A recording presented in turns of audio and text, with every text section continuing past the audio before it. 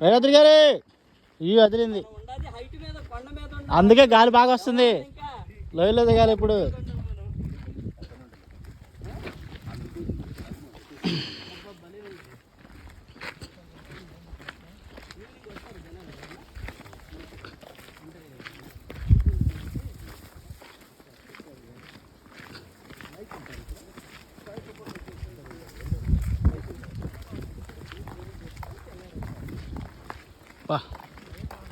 రెండు స్తంభాలు భలే ఉన్నాయి.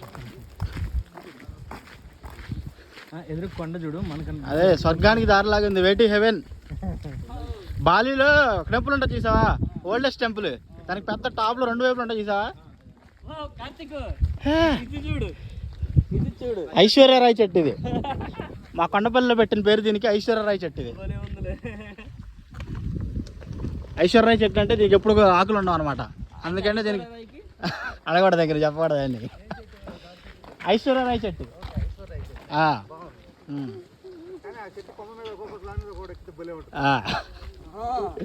బాగా ఊహించారండి. ఏ అయితే పెడదాం ఫోటో తీసి మిమ్మల్ని అందరినీ దగ్గర. ప్రకృతి అలంకరణ చేసేసిందండి చెట్లతో. అవును, చెట్లు వెళ్దామండి.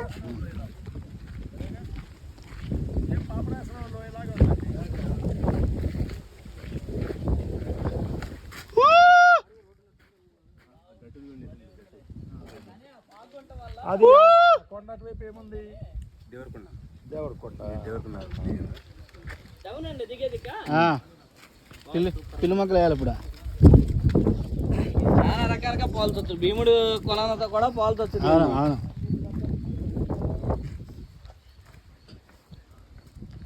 ఫాగ్ వల్ల తెలియట్లా, లేకపోతే ఇంకా చాలా అందంగా కనిపిస్తుంది. బాగుంది కార్తీక్, లొకేషన్ మాత్రం చాలా బాగుంది. మనోడు అందుకనే మనం సురేష్ చెప్తున్నాడు బాగుంటుంది, చాలా అద్భుతంగా ఉంటుంది. ఇంకో బైక్ ఉంది, దాచిపెట్టారు. 1 more bike ఇస్తే ఎవరిదో తెలీదు. ఇది మాత్రం గుడి చైర్మన్ గారంటే అభిషేకాలు అవి చేయడానికి కొన్ని పాయసాలు ఉండటానికి ఏర్పాట్లు చేసుకొని వచ్చారు. ఈరోజు రాత్రి ఉండమని మమ్మల్ని చాలా బలవంత పెడుతున్నారు. బాగుంటుంది.